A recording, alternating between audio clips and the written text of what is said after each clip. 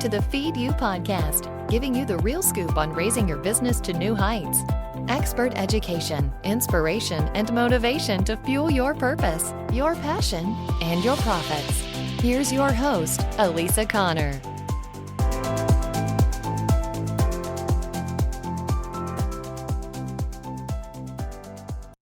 Hello. Welcome to the Feed You podcast. I'm Elisa Connor and I'm your host. And I am so grateful that you're here. Thanks for tuning in. This week, as I promised, we are talking email, and specifically we are talking how to stay out of the spam folder. If you're anything like me, you spend a whole lot of time creating email and trying to write the right email to get in front of your audience and get them to engage. And getting stuck in the spam folder and having the reality that people aren't even opening or seeing your email can be so disheartening. So I wanted to put together an episode for you that gives you some actionable ways that you can actually stay out of the spam folder and make the most of your email.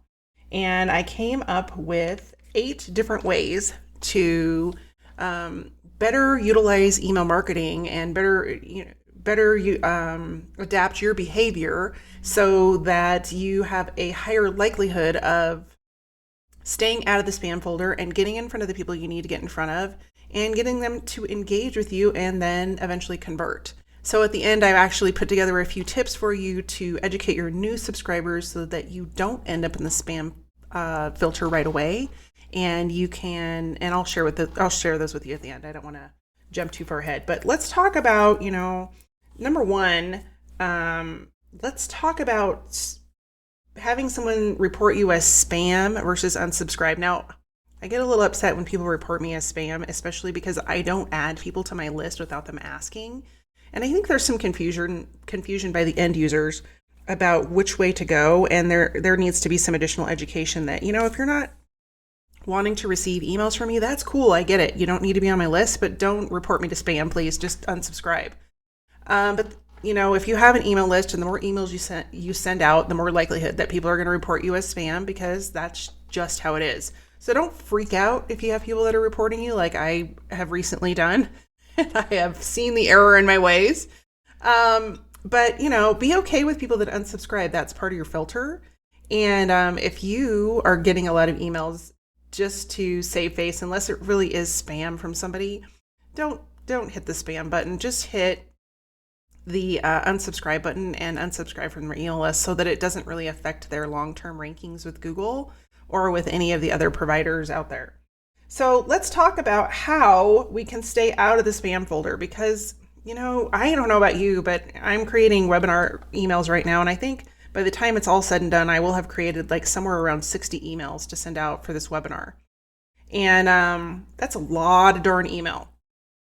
But it's a way for, you to create email and nurture your customer depending on where they are in the journey. So we're going to get through, let's start hopping into some of these best practices around email and when you're creating email and using email to grow your business. So number one, this is the number one thing. Do not add people to your list without permission. There are so many reasons to not do this. The big one is it's illegal.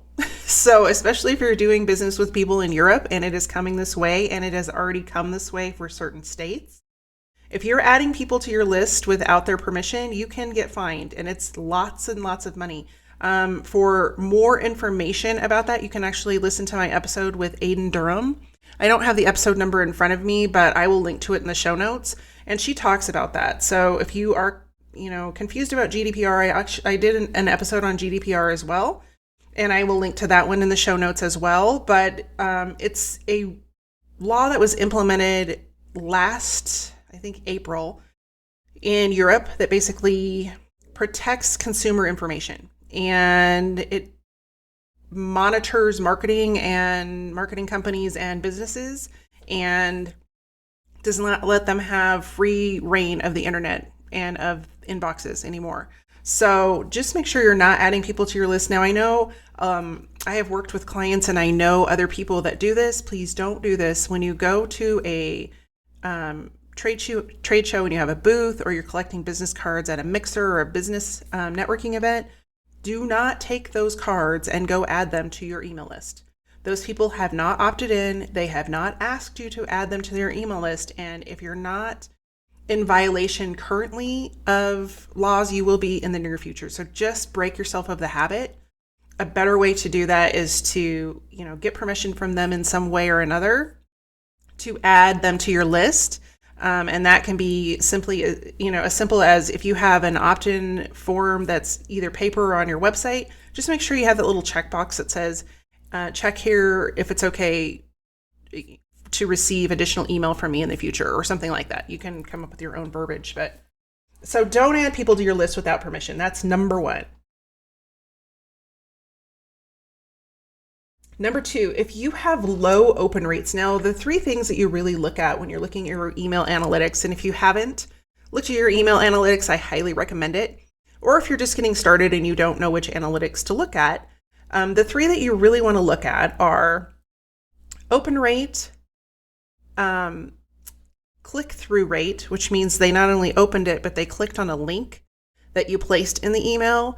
And then last but not least, we get really obsessed about how many people are on our list. But what I really want you to focus on instead of that is overall growth. So if you're consistently growing your email list, even, by 5 or 10 people a day as you're getting started, that's a good metric to go by versus, I need 50,000 people on your email list. Well, I'm going to question you, if you have 50,000, 17,000 people on your email list, but only 1% of people are opening that, that's not a very good, it's actually making you look bad in the eyes of the email gods, for lack of a better term. And so you're better off to have a smaller list that's very engaged, that looks forward to your emails. So just be aware of that and be aware of those three metrics when you're looking at your email. Like, you really are wanting people to open it. You're wanting people to specifically click on a link because that means they're taking the next action in your sales funnel. And third, you want to just make sure you're consistently growing your list with new subscribers that truly are interested in hearing from you. So number three,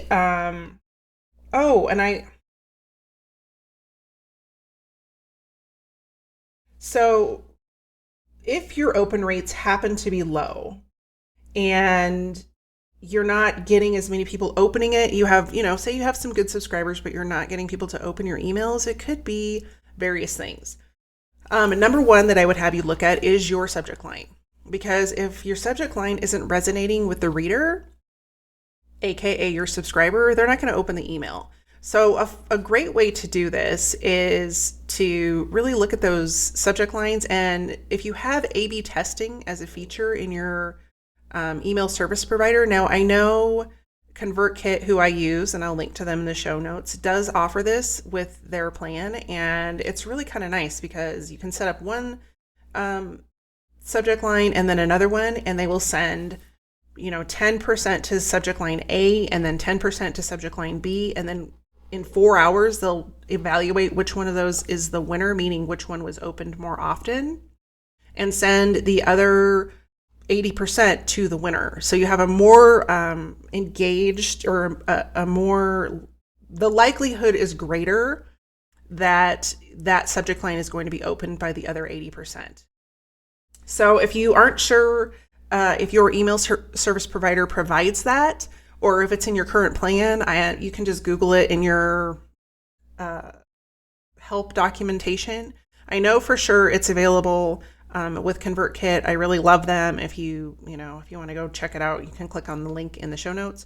And I did a whole episode about email service providers, and it is episode number 27. So it was a couple weeks ago, but I will link to that in the show notes as well, and you can go check it out and see which one might be good for you. But I'm pretty sure that I talked about A/B testing in there, but it's becoming more common, so just go check it out.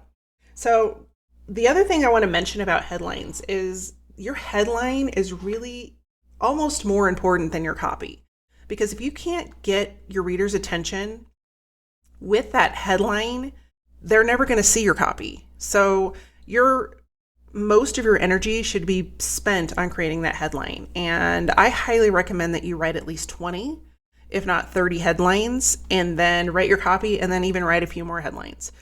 because really it is that important, it's that critical that if you don't have that headline down and you don't have a headline that piques interest and engages your audience, they're just going to delete your email.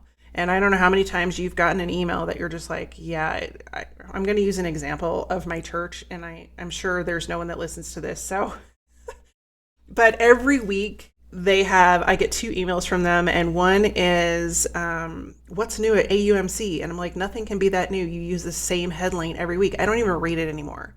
And then the other one is something about the youth group, and they use the same thing. And I'm like, I keep trying to tell them, people aren't reading this. They are so inundated with email that if you can't grab their attention with something that's of relevance in that email, in the headline, it's going to garbage and nobody's reading it. So just be aware of that. Be aware of what those headlines look like, and make sure you're using A/B testing if it's available to you. If not, I highly recommend you get a plan with A/B testing as an option. If you want me to talk about that more, just send me a message over on Instagram, and maybe I can do an episode specifically on that. And then the other piece of getting your email open is I really want to encourage you to do list segmentation or list tagging.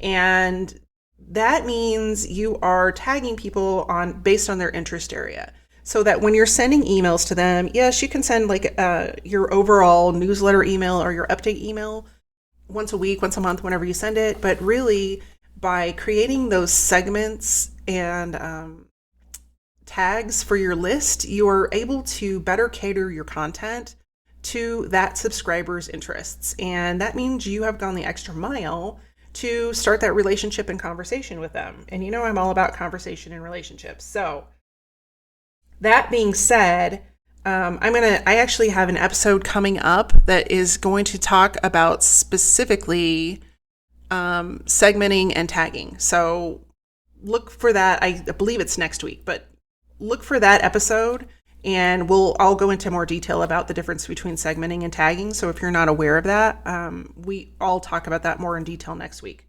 But just be aware that the more information you can collect about your subscriber and get in your database, the better you're going to be able to serve them with information that they want and get your emails opened.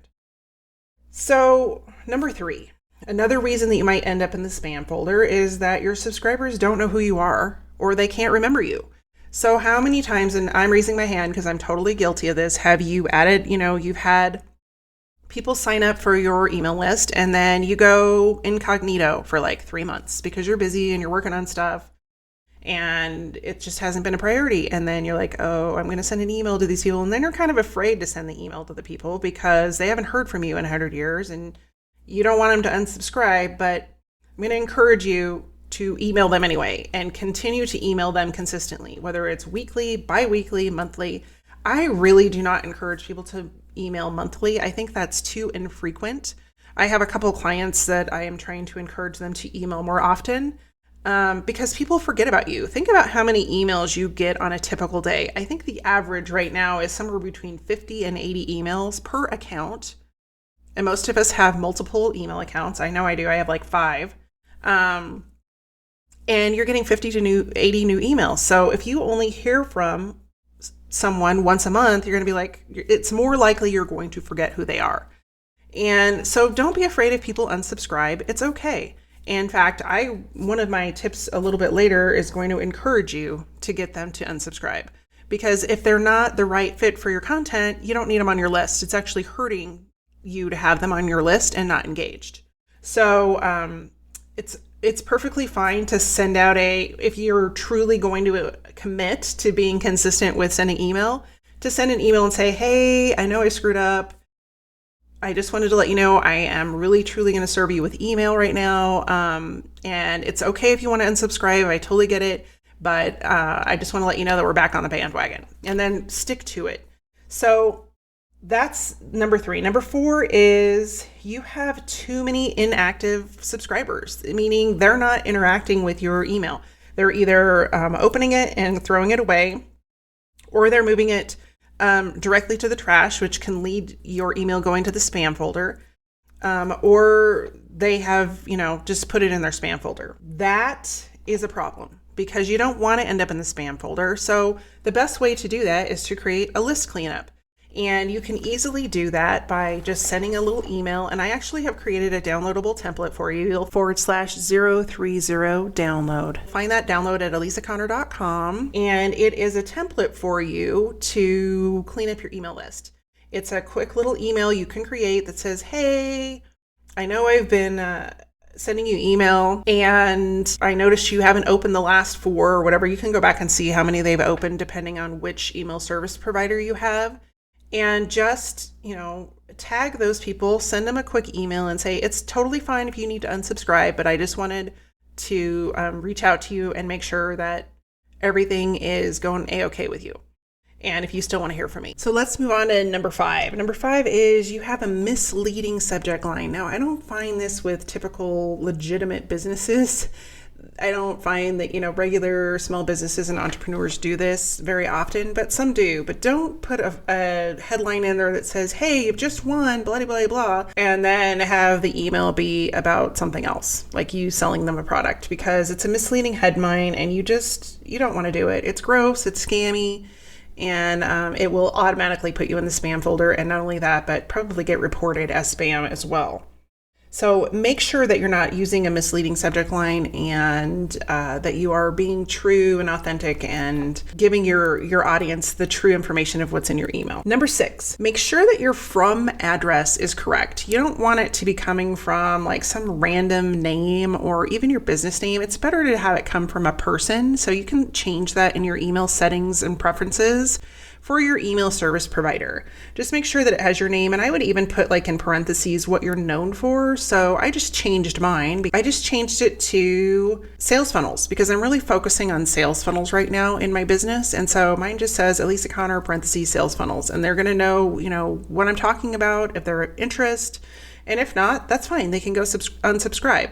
But giving a real name in there, it makes it feel like it's coming from a person, and it doesn't necessarily have to be you. If you have someone else on your team that's doing the email, put their name in there and then just put your company or put your company name in the parentheses or whatever you want to do.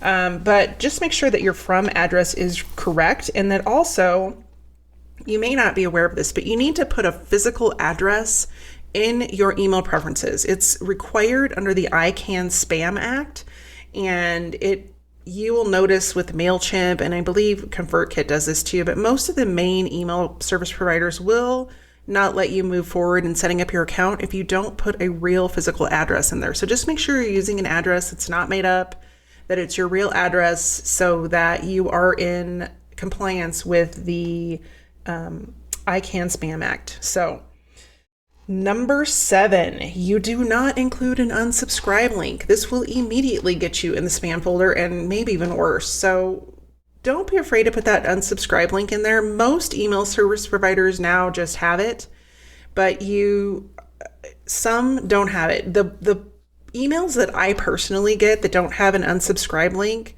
are typically people that have added me to their list that didn't ask, and now I have no way of getting out of it. And it's so frustrating as a subscriber or non-subscriber or somebody that's getting spammed. I don't know. Just put the unsubscribe link in there. It is not a big deal. Like, I think we make it into a huge deal if people unsubscribe. It's actually a good thing because that means your funnel is narrowing and not everyone is going to drink your cup of tea. So be okay with people that unsubscribe. It doesn't mean that they're gone forever. You may create some great piece of content or have a new product or service that they want down the line. Maybe they just aren't wanting to hear from you now, or they're not ready to hear from you.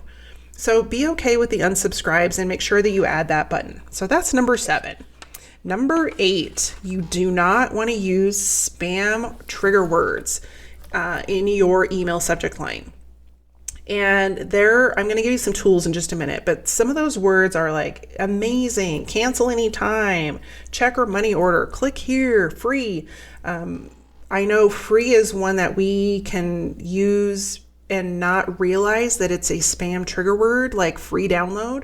So be aware of the words that you're choosing when you're creating specifically that subject line, but also within the content of your email. So I promised you that I would give you some tools where you could actually check your email for spam likelihood. meaning you would end up in the spam folder. So I have 3 of those, and 2 of them are free, and one of them is does require a subscription. So depending on, how much email you send out, or if you have the budget for it, you could choose to use that one. And I believe the other 2 have upgrade plans, but they do have the free option. So the first one is called isnotspam.com. And I will link to that in the show notes as well. But you can actually put the content of your email in there, and it'll tell you all the things that may or may not get you thrown into the spam folder with that specific email. It's a great way to test your email, check to see, do I have enough headings? Do I have too many images? Is it all looking right from the perspective of the email gods? And if so, yay, green light, let's go.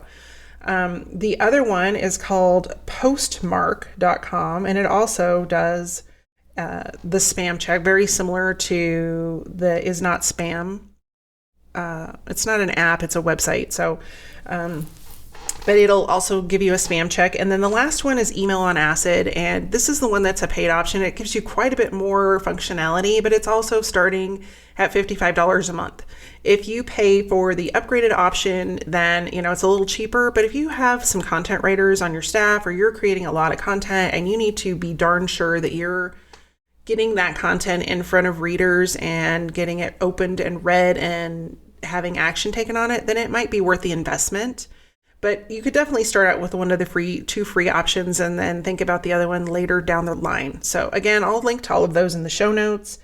But just make sure that you are checking it with at least one of the free tools, because it's going to do nothing but help you in the long run in getting that email open. And then the other piece of that is that you need to make sure that your design of your email is responsive and easy to read on any device. So whether that's a computer, a mobile device, or a phone, and mobile devices can be multiple things. It could be a laptop, it could be a phone, it could be a tablet. So just make sure that it's easy to read. And most email statistics are currently showing that over half of email is consumed on a phone. So if it's hard to read and it's just like one giant paragraph, people aren't going to read it. They're going to delete it. So make sure you're using those heading tags. And if you aren't familiar with those, we can talk about that at a later time. Or you can reach out to me on Instagram at Elisa M. Connor, and just, send me a direct message with your specific questions. But you want to make sure that you have something that's easy to read, not a lot of pictures. They're finding that the emails that are created in like you were going to write your mom a letter format are really doing and performing much better than these templated emails. These emails that people are putting all these pictures and design, graphic design in it, and there's just like so much stuff. But what they're finding is none of that is really getting your email opened. In fact, most people are looking at it and going, I don't even want to look at it. So just be aware of how you're designing that and make sure that it's your personality, easy to read, and that it can be read on any device. So here are I have a specific way for you to try to educate your subscribers, your brand new subscribers, on adding you to their whitelist, meaning that you're not going to go to their spam folder.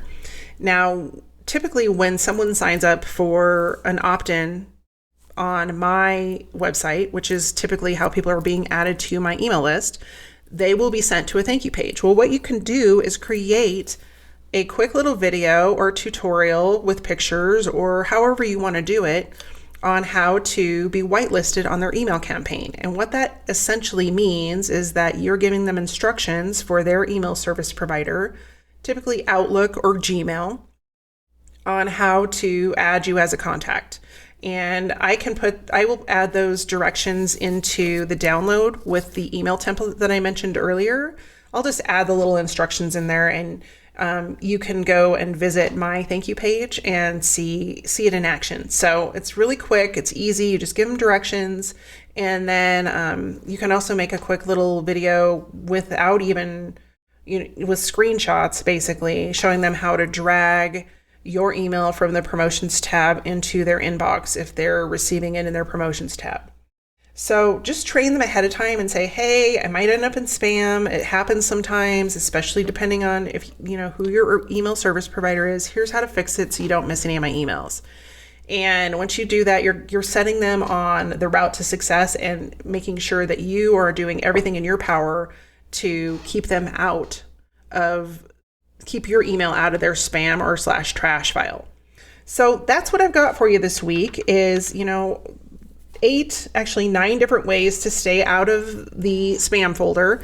And I'm just going to debrief again, go through them one more time quickly so that you have them and you can start implementing some of them or all of them, or, maybe going in and fixing a few things if there's just a few things you need to tweak.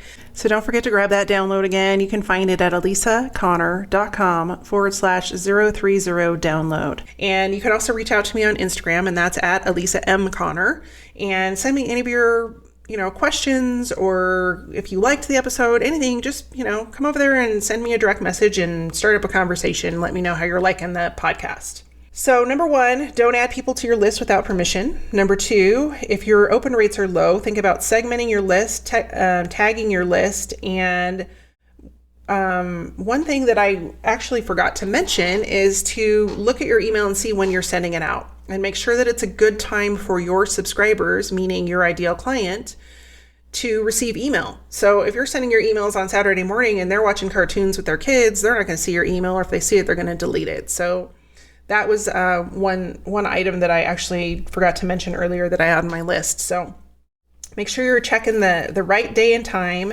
and that you are playing with your subject lines and doing some A/B testing. Number 3, if your subscribers don't remember you, reintroduce yourself and then stay in front of them. Number 4, if you have too many inactive subscribers, people that aren't interacting with your list, make sure you send a list cleanup email and ask them to either, engage or unsubscribe. And that's totally fine. And you can find that template again at AlisaConnor.com/030 download. And number 5, don't use misleading subject lines, because it's pretty much creepy and weird, and you don't want to do that anyway. Number 6, make sure that your address is correct for who the email is coming from, your email address, and add a physical address so that you are in compliance with the ICANN Spam Act. Number 7, make sure that you're including an unsubscribe link, and don't be afraid of those unsubscribes. Number 8, make sure that you are not using spam trigger words, and to take it one step further, that you are actually testing your spam rating with one of the tools I mentioned. Number 9 is to make sure that all of your email is responsive on multiple devices, as well as easy to read. So that's what I've got for you this week. You, again, can find the download and the links, all the links that I mentioned in this episode, in the show notes. And you will find the download at AlisaConnor.com/030 download. So until next week, I hope you have a great week, and it's been great tuning in with you all. If you have any questions, again, reach out to me on Instagram. That's the best way to find me, at Alisa M. Connor. Have a great week, and I'll see you guys next week. Take care. Bye-bye. This episode is being brought to you by my new free training, How to Create an Irresistible Opt-in That People Actually Want. You know you need an opt-in. Everyone's told you you need an opt-in. What they haven't told you is what to create, how to create it, and for the love of Pete, how to connect it to both your email service provider and your website. That's why I've created this free training, to give you the inside scoop about how to do all of those things. You don't want to miss this free training, so take this time right now to go sign up at AlisaConnor.com/simple, because I am going to help you create the simplest process that you can repeat again and again every time you need to create a new opt-in and a new download that attracts those people, grows your lists, and grows your business. Again, join me for the free training at AlisaConnor.com/simple. See you inside.